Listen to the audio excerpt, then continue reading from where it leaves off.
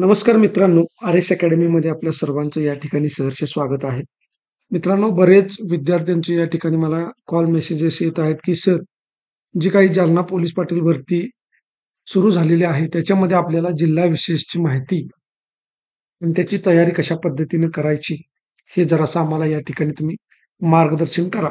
तर मित्रांनो, एक गोष्ट लक्षात ठेवा, की ज्यांनी आपली टेस्ट सीरीज परचेस केलेली आहे, त्यांना आपण जिल्हा विशेषची जी काही पी-डी-एफ आहे, ती पी-डी-एफ आपण देणारच आहे. परंतु तरीसुद्धा ज्या विद्यार्थ्यांना जिल्हा विशेष या घटकावरती तयारी करायची आहे, त्यांनी कोणकोणते मुद्दे अभ्यासायचे आहेत, याबद्दल आपण या व्हिडिओमध्ये सविस्तर चर्चा करणार आहे. परंतु तत्पूर्वी जर तुम्ही आमच्या चॅनलवर नवीन असाल, तर आमच्या चॅनल लाईक करा, सबस्क्राईब करा आणि जास्तीत जास्त विद्यार्थ्यांच्यापर्यंत ते शेअर करा. मित्रांनो, ज्यांनी आपली टेस्ट सीरीज परचेस केलेली आहे, त्यांना ही पी-डी-एफ मिळणारच आहे. परंतु ज्यांना आपली टेस्ट सीरीज परचेस करायची असेल, तर त्यांनी 97 30 61 32 37 या नंबरवरती मेसेज करा. तुम्हाला या ठिकाणी टेस्ट संबंधीचं मार्गदर्शन केलं जाईल. अतिशय कमी किमतीमध्ये आणि ऑथेंटिक या राहिलेल्या 20-25 दिवसामध्ये परिपूर्ण अभ्यास करणारी ही टेस्ट सीरीज आहे. त्यामुळे या नंबरवरती कॉन्टॅक्ट करून तुम्ही या ठिकाणी माहिती घेऊ शकता. तर मित्रांनो, जिल्हा पोलीस पाटील पदाच्या भरतीची जिल्हा विशेषवरची जी माहिती आहे, ती माहिती तुम्हाला आता लेखी परीक्षेपासून ते तुमची मुलाखत होईपर्यंत तुम्हाला उपयोगी येणार आहे. कारण मुलाखतीला सुद्धा या जिल्हा विशेषवरती तुम्हाला प्रश्न विचारले जाणार आहेत. आपण मुलाखतीचं मार्गदर्शन सुद्धा आपल्या विद्यार्थ्यांना करणार आहे. ही गोष्ट तुम्ही लक्षात घ्या. तर यामध्ये काय-काय अभ्यासायचं आहे बघा. याच्यामध्ये पहिला जो घटक आहे तो गाव, तालुका आणि जिल्हा प्रशासन म्हणजे तुम्हाला सुरुवात करत असताना तुमच्या गावापासून करायची आहे. आता मित्रांनो, ही जिल्हा विशेष माहिती या माहितीचा सर्वांना फायदा व्हावा म्हणून आपण काय करणार आहे, की आपल्याशी जोडले गेलेले जे काही सर्व विद्यार्थी आहेत किंवा हा व्हिडिओ जे विद्यार्थी पाहत आहेत, त्या विद्यार्थ्यांनी हे जे घटक मी दिलेले आहेत, या घटकाच्या संबंधी तुम्हाला जेवढी माहिती आहे, तेवढी माहिती तुम्ही मला या नंबरवरती सेंड करायची आहे. त्यावरती आपण चांगल्या पद्धतीचा एक प्रश्नसंच तयार करू आणि ती पी-डी-एफ सुद्धा तुम्हाला या ठिकाणी देण्याचा आपण प्रयत्न करू. त्यामुळं तुम्ही सुरुवात करत असताना आपल्या गावापासून करायची आहे. मग त्याच्यामध्ये कोणकोणते घटक आहेत? तर गाव पातळीवरचे तुम्हाला सरपंच वगैरे ह्या गोष्टी विचारल्या जाणार नाहीत. परंतु तालुक्यामधल्या ज्या काही गोष्टी आहेत, आता गावाच्या संदर्भामध्ये अजून भरपूर गोष्टी आहेत. त्या संदर्भात आपण व्हिडिओमध्ये पुढे बोलणारच आहे. परंतु तालुका आणि जिल्हा प्रशासनामध्ये तुम्हाला तुमच्या तालुक्याचा तहसीलदार कोण आहे, त्याचं नाव माहीत असणं आवश्यक आहे. कोण गट विकास अधिकारी आहे, कोण शिक्षण अधिकारी आहे, हे सुद्धा तुम्हाला माहिती असणं आवश्यक आहे. म्हणजे तुमच्या तालुक्याचे जे पदाधिकारी असतील, त्या पदाधिकाऱ्यांची नावं तुम्हाला माहिती असणं आवश्यक आहे. त्यानंतर तुमच्या जिल्ह्याचा पोलीस अधीक्षक म्हणजे ज्याला आपण एस-पी म्हणतो, त्या एस-पीचं नाव सुद्धा तुम्हाला माहीत असणं आवश्यक आहे. त्यानंतर जिल्ह्याचा जिल्हाधिकारी कोण आहे, जालना जिल्ह्याचा जिल्हाधिकारी आणि जालना जिल्ह्याचा पोलीस उपाधीक्षक कोण आहे, हे तुम्हाला माहिती पाहिजे. तुमच्या डी-वाय-एस-पी सुद्धा तुम्हाला चं सुद्धा तुम्हाला नाव माहिती असणं आवश्यक आहे. त्याच पद्धतीनं तुमच्या तालुक्याचा जो कोणी पी-आय आहे किंवा तिथले पी-एस-आय आहेत, त्यांचं सुद्धा नाव या ठिकाणी तुम्हाला माहीत असणं आवश्यक आहे. एक सुंदर असा चार्ट तुम्ही तयार करा आणि त्या चार्टमध्ये तुमचे तहसीलदार, गट विकास अधिकारी, पोलीस अधीक्षक, जिल्हाधिकारी, त्यानंतर जिल्हा न्यायाधीश कोण आहेत, तिथले महापालिका कोण आहेत किंवा अजून एक राहिले ते म्हणजे झेड-पीचे सी-ई-ओ कोण आहेत. त्यानंतर नगर परिषदे जर का तिथं असतील तर नगर परिषदेचे कोण अधिकारी आहेत, याचा एक सुंदर तुम्ही या ठिकाणी चार्ट तयार करा आणि त्यामध्ये ही माहिती लिहून घ्या. एस-पी असू द्या, डी-वाय-एस-पी, पी-आय, पी-एस-आय इथपर्यंतची माहिती तुम्हाला असणं आवश्यक आहे. याच्यावरती एखादा तरी प्रश्न तुमच्या प्रश्नपत्रिकेमध्ये तुम्हाला बघायला मिळणार आहे. आता त्यानंतर बघा, की राजकीयमध्ये आपल्याला कोणकोणत्या गोष्टी या ठिकाणी बघायच्या आहेत. त्याच्यामध्ये तुमचा जो काही मतदारसंघ आहे, तुम्ही ज्या मतदारसंघामध्ये राहताय, त्या मतदारसंघाविषयीची माहिती तुम्हाला माहीत असणं आवश्यक आहे. किंबहुना तुमच्या जिल्ह्यामध्ये लोकसभेचे किती मतदारसंघ आहेत लोकसभा आणि विधानसभेचे किती मतदारसंघ आहेत, हे तुम्हाला माहीत असणं आवश्यक आहे. म्हणजेच या ठिकाणी तिथून किती खासदार निवडून जातात, त्या खासदारांची नावं आणि किती आमदार निवडून जातात, त्या आमदारांची नावं आणि सद्यस्थितीमध्ये कोण आमदार आहेत, कोण खासदार आहेत आणि ते कोणत्या पार्टीचे आहेत, हे सुद्धा तुम्हाला माहीत असणं आवश्यक आहे. जर ते आमदार किंवा ते खासदार 3 वेळा किंवा 4 वेळा असे सलग निवडून आलेले असतील, तर त्यांच्याविषयी तुम्हाला चांगले माहीत असणं आवश्यक आहे. त्यानंतर तुमच्या जिल्ह्याचा पालकमंत्री तुम्हाला माहीत असणं आवश्यक आहे.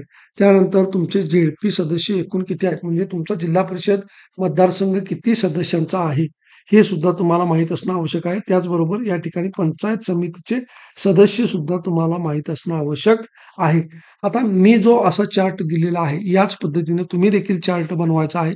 त्यामध्ये या ठिकाणी गाव, तालुका, जिल्हा प्रशासन त्याच्यामध्ये असं सुंदर चार्ट करायचा आहे. त्यांची नावं पुढे लिहायची आहेत.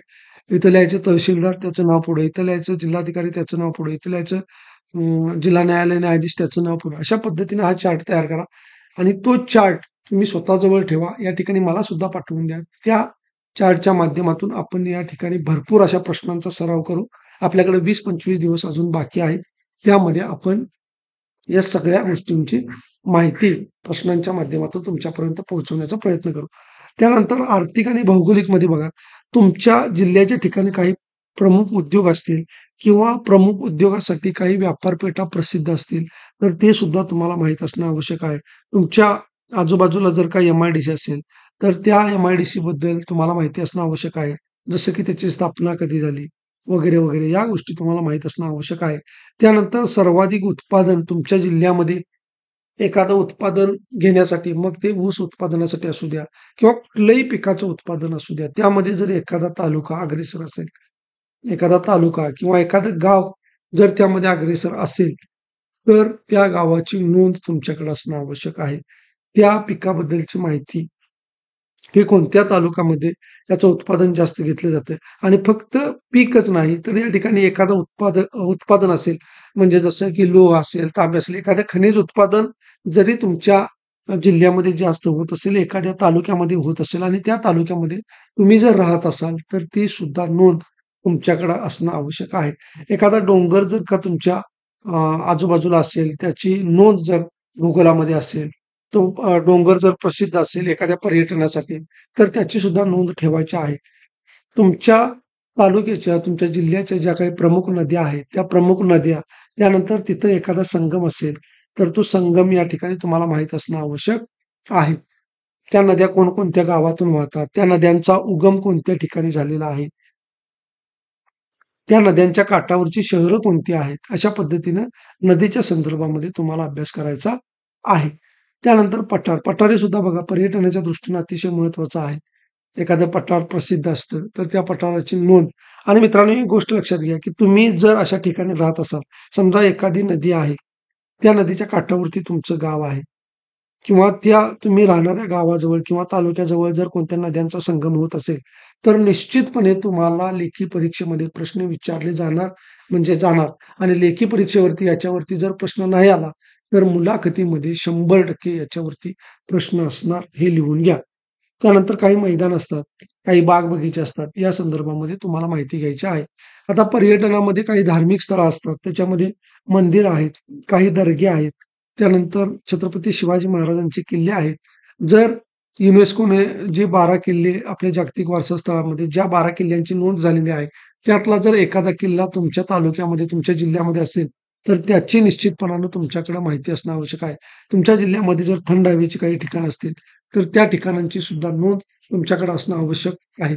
त्यानंतर सगळ्यात महत्त्वाची गोष्ट की व्यक्तिमत्व. यामध्ये इतिहासकालीन व्यक्तिमत्व असतात. जर इतिहासातील एखादी व्यक्ती तुमच्या जिल्ह्यामध्ये होऊन गेली असेल, समजा 1920चा लढा होता किंवा 1942चा या ठिकाणी लढा होता.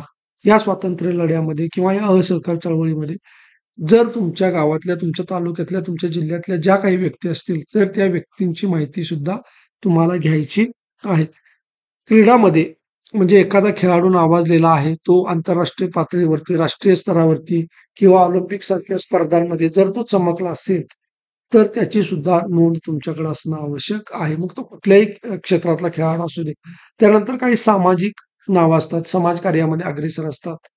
त्यानंतर काही लेखक असतात बघा, लेखक.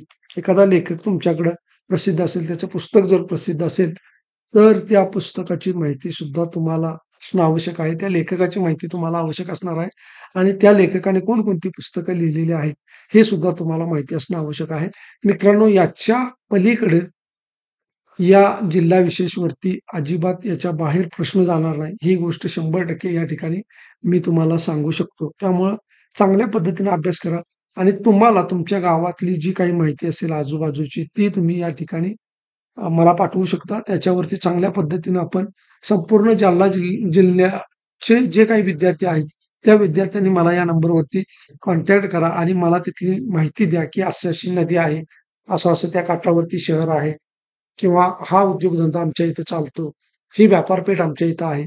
तर त्यावरती आपल्याला प्रश्नसंच तयार करता येईल आणि अगदी तुम्हाला हा प्रश्नसंच तुमच्यापर्यंत पोहोचवता येईल.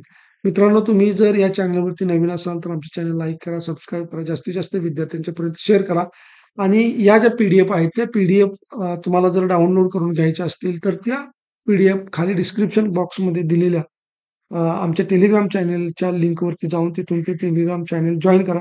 तिथं तुम्हाला या गोष्टी मिळून जातील. जर तुम्हाला तुमच्या काही सूचना असतील, तर निश्चितपणे कमेंट बॉक्समध्ये सांगा. तुमच्या शंकांचं या ठिकाणी निरसन केलं जाईल. तुमच्या सूचनांना या ठिकाणी उत्तर दिलं जाईल. धन्यवाद.